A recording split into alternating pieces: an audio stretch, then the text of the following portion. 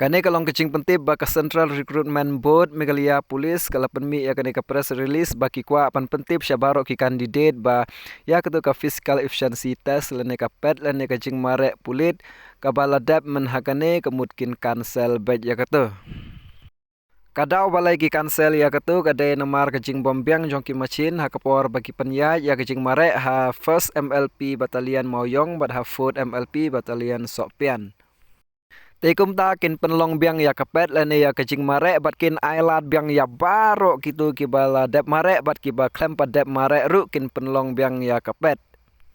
Tekin sa penlong biang ya kejing mare haki santa baper de sampai ya kini kitarik bat ki benai bat ek santa hak pide nak santa ayu bat hakakat no tarik kin penlong hakata kesanta. Te kabaning kong kadai ha kat lai tarik hadu arpau tarik Disember arjar arpsau katu kadai ha third MLP Battalion Sapsen Jowai.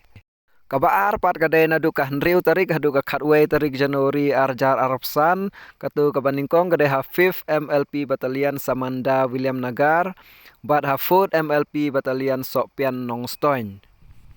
Kabalai kadai nadu ka kat lai tarik Januari hadu ka katsan tarik Februari arjar arpsan. Di Gijaka kadai ha first MLP Battalion Maoyong Shillong bat ha second MLP Battalion Ko Ragre Tura.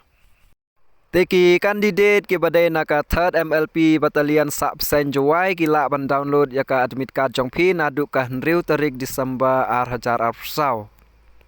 Kadba kiwai pat kisanta kila ban download ya ka admit card jongki nadu ka hendriu tarik Disember hajar arposau.